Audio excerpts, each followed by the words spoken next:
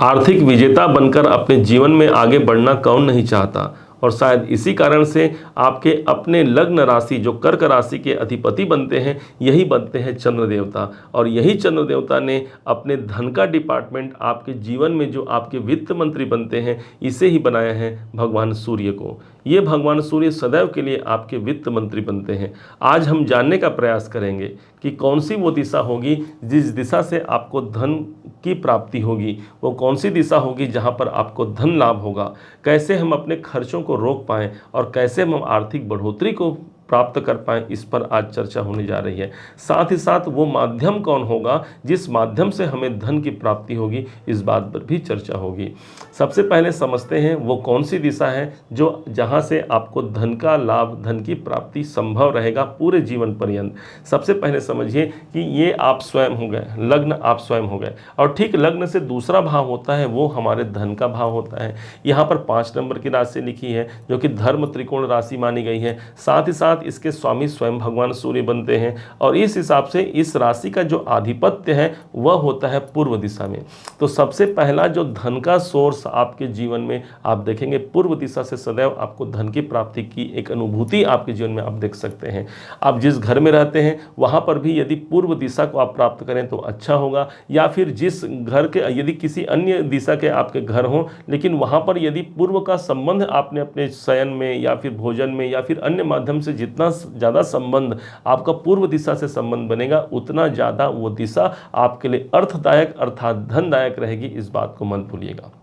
दूसरा, ये तो हो गया धन की दिशा पूर्व। अब लाभ कहाँ से मिलेगा भाई, मुझे इनकम कहाँ से मिलेगा। धन वो स्थान हो गया भाई, हमने किसी पेन को, मान लीजिए ये पेन हमारा है, इसे हमने 20 रुपये में खरीदा, अब इसे जब हमने 25 में या 30 में बेच दिया, मतलब ये हमारा लाभ हो गया। अन्यथा जो 20 रुपये है वो हमारा धन है, तो धन तो ये हो गया। अब ज़्यादा इनकम हमें चाहिए तो वो दिशा कौन सी होगी, तो वो दिशा बताई गई है आपके 11वें नंबर। 1 2 3 4 5 6 7 8 9 10 11वां भाव हमारे इनकम को प्रदर्शित करता है, जिसके स्वामी बनते हैं स्वयं हमारे शुक्राचार्य जी महाराज। अब शुक्र 2 नंबर की राशि देखेंगे इस स्थान को, तो क्या हो गया, ये अर्थ त्रिकोण की राशि है और इसकी दिशा कौन सी होगी, तो दक्षिण दिशा। कितना अच्छा हो गया, मतलब अर्थ त्रिकोण की राशि ही आपके लाभेश बने हुए हैं। इसका मतलब दक्षिण दिशा से आपको लाभ की प्राप्ति होगी। तो धन लाभ की स्थिति कहाँ हो गई, पूर्व और दक्षिण, ये दोनों दिशा आपके धन प्राप्ति की दिशा बन गई। आप इस क्षेत्र में अपना कैरियर आजमा भी सकते हैं, अपेक्षाकृत आपको ज़्यादा सफलता। अब प्रश्न ये उठता है कि मैं अपने जन्म स्थान से देखूं या फिर मैं वर्तमान में जहां रहता हूं उस स्थान से देखूं।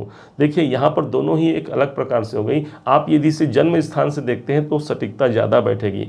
दूसरे ओर आप यदि लंबे समय तक किसी स्थान पर हैं और तत्काल में आपको निर्णय लेना है कोई परिवर्तन का, तब आप अपने वर्तमान स्थान के अनुसार देखेंगे। हालांकि बर्थ चार्ट में आपके इन भावों के स्वामी की क्या स्थिति है ये भी देखना जरूरी होगा, परंतु अभी पूर्व और दक्षिण दिशा आपके धन लाभ की दिशा होगी।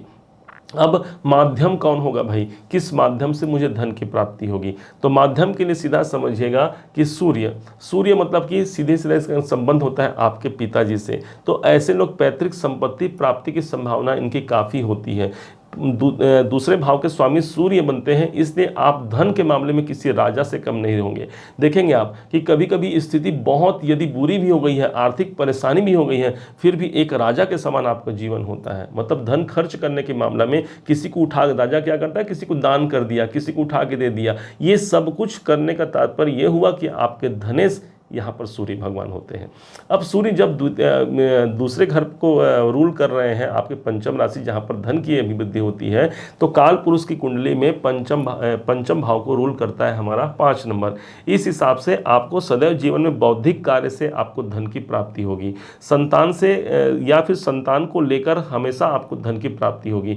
प्रथम संतान जो आपकी प्राप्ति होगी वो आपके लिए धनदायक होगी, क्योंकि पंचम भाव के अधिपति ही आपके अपने दूसरे घर पे बैठे हैं। तो संतान, प्रथम संतान से हमको धन की प्राप्ति। जितना राजा के समान जितना ज़्यादा हम धन खर्च करते हैं उतना ही ज़्यादा हमारे धन की भी वृद्धि होती है। आप देख लीजिए एक समय ऐसा आता है कि धन मान लीजिए बहुत ज़्यादा हो गया हमारे पास, अब क्या करें, तो इस समय पर आपके लिए सीधा सीधा कहा जाता है कि पंचम भाव से आप जुड़ जाइए, सदैव धन की भी वृद्धि होगी। तो ये एजुकेशन स्थान है पंचम भाव। पंचम भाव हमारा शेयर मार्केट है, इस माध्यम से या कोई इन्वेस्टमेंट भी आप कर सकते हैं। तो इन माध्यमों से हमारे धन की वृद्धि होगी, इस बात को मत भूलिएगा। अब ये तो हो गए माध्यम। अब लाभ के माध्यम कौन होंगे? तो लाभ के माध्यम आपके वीनस बनते हैं, शुक्राचार्य जी, जितना तो साक्षात लक्ष्मी का स्थान माना गया है।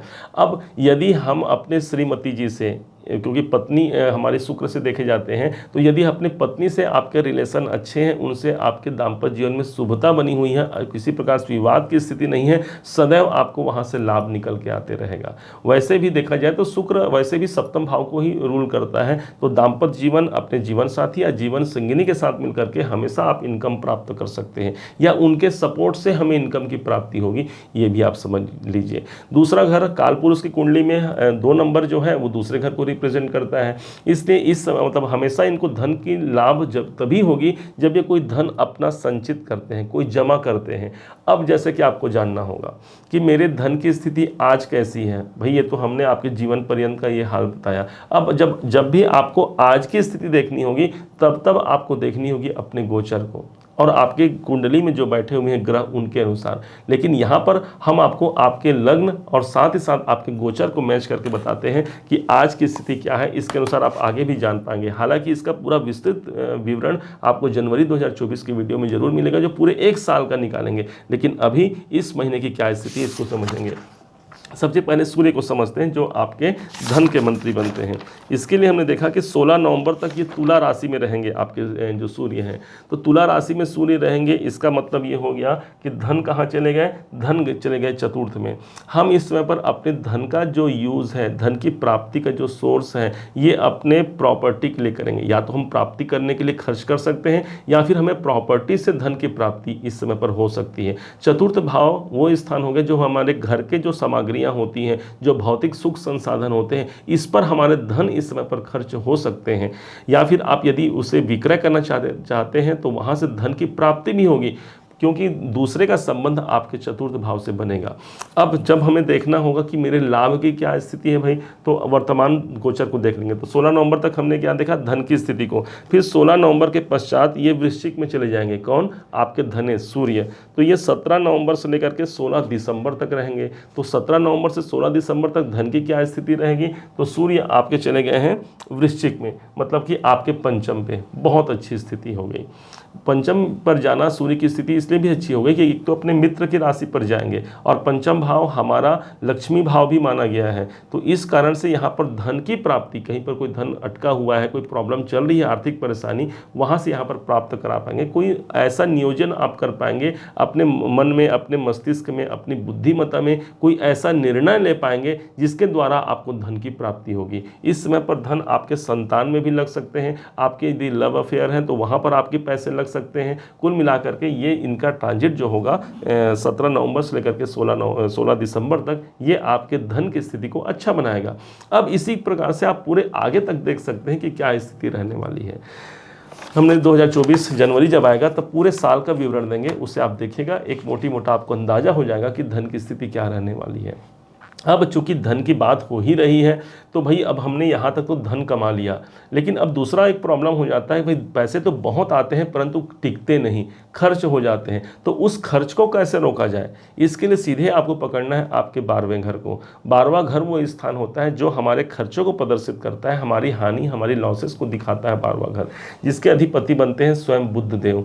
अब बुध देव आपके खर्चों को बढ़ाएंगे, तो जहाँ जहाँ बुध जाएंगे वहाँ वहाँ आपके खर्चे जाएंगे। जैसे फिर से हम इसे मैच करते हैं कि बुध की क्या स्थिति रहने वाली है जो आपके खर्चों को दिखाए। तो बुध 6 नवंबर तक वृश्चिक में, पश्चात 27 नवंबर तक धनु में। तो अब आज से लेकर के 27 नवंबर तक बुध आपके धनु में रहेंगे। इसका मतलब ये आपके चले गए 6ठे घर पे। इस समय पर धन की प्राप्ति का सोर्स बन सकता है, क्योंकि ये प्राप्ति स्थान है, और दूसरी तरफ यही हमारे रोग ऋण शत्रुओं का स्थान है। तो किसी ऐसे कार्य पर धन खर्च हो सकता है जो हम चाहते भी नहीं, यहाँ पर से भी हमें धन खर्च की अधिकता दिख सकती है। तो इसके लिए आपको सतर्क रहने की भी आवश्यकता होती है। इसी प्रकार से आप आगे जीवन का भी देख सकते हैं कि मुझे कहाँ कहाँ खर्च होना है। जब जब गोचर आप देखेंगे आपके बुध का, आपको ये ज्ञात हो जाएगा। अब कैसे इस खर्चों को रोका जाए, जो खर्च बने हुए हैं उसे कैसे रोक सकते हैं, तो बुध यहाँ पर हैं। तो बुध को क्या बोला गया है, 12वें भाव को यहाँ पर दिखा रहे हैं और काल पुरुष की कुंडली में तीसरे घर को दिखाते हैं। तो जब जब हम क्या करते हैं, कभी कभी कोई अनावश्यक सा चैलेंज ले लेते हैं अपने जीवन में, क्यों, क्योंकि बुध इस भाव के हैं, इस तीसरे भाव के जो काल पुरुष की कुंडली में दिखाते हैं 12वें भाव को यहाँ पर प्रदर्शित कर रहे हैं। जो नहीं करना चाहिए, कोई डिसीजन ऐसे होते हैं जो हम जल्दबाजी में कर लेते हैं, परिणाम स्वरूप आगे चल के उसका परिणाम हमें अच्छा प्राप्त नहीं हो पाता। तो इसलिए अपने डिसीजन को बहुत सोच समझ के रखें। कोई आपके कोई मेंटोर नज़र आते हैं या कोई आपके ऐसे जो सहयोगी हैं जो अच्छे बुद्धिमान हैं या फिर उस फील्ड के जो एक्सपर्ट हैं उनका सहयोग ले लेना। ऐसा नहीं कि आप बुद्धिमान नहीं, लेकिन क्या कहा गया है आपको, किसी का हमको वो सहायता लेकर के यदि हम अपने निर्णय को लें तो हमें सटीकता ज़्यादा बैठेगी। खर्च भाव के स्वामी, खर्च का स्थान सीधा सीधा किन्नरों से जोड़ा जाता है। तो किन्नरों को दान देना आपके खर्चों में कमी हो सकती है। हॉस्पिटल में दान देना सदैव खर्चों में कमी कराएगा। किसी धार्मिक संस्था पर दान देना हमेशा आपके धन की कमी और बढ़ोतरी, भाई सीधी सी बात है, यदि हमारे धन व्यय रुक गए तो हमारे धन संग्रह बढ़ जाएंगे, क्योंकि आपके संग्रह स्थान दूसरा घर हो गया। अब हम अपने धन को कैसे बढ़ा सकते हैं, कैसे उसकी वृद्धि कर सकते हैं, इसके लिए आपके द्वितीय को देखिए, जहाँ के स्वामी स्वयं सूर्य भगवान हुए हैं, जिनकी दिशा पूर्व दिशा होती है। और वैसे ही 5 नंबर की जो राशि होती है ये भी पूरी पूर्व दिशा को ही रिप्रेजेंट करता है। अपने घर में पूर्व दिशा को बहुत साफ सफाई से युक्त रखें, वहाँ किसी प्रकार से कूड़े कचरे वहाँ पर न हो, हमेशा आपके आर्थिक बढ़ोतरी जीवन में होती रहेगी। सूर्य का संबंध एक राजा के प्रकार होता है, इस कारण से आप अपने घर में चाहें तो पूर्व दिशा की जो दीवार होती है यहाँ पर एक तांबे का सूर्य स्थापित कर सकते हैं। यह भी सदैव आपके लिए धनदायक और धन बढ़ोतरी का एक स्वरूप आपके जीवन पर हो सकता है। उम्मीद है आप सबने इसे समझा है, आप सबने इसे जाना है। यदि आपने इसे समझा है, जाना है, मेरे समझाने का प्रयास यदि आपको सार्थक लगा हो, मेरे समझाने का तरीका यदि आपको सार्थक लगा हो, तो हर बार की भांति इस बार भी अपना प्यार भरा लाइक और कमेंट करना मत भूलिएगा। और हाँ, यदि आपने अभी तक चैनल को सब्सक्राइब नहीं किया है, सब्सक्राइब भी कीजिएगा। बहुत बहुत माँ लक्ष्मी की कृपा आप सभी पर बनी रहे, इसी शुभकामनाओं के साथ, जय माँ लक्ष्मी।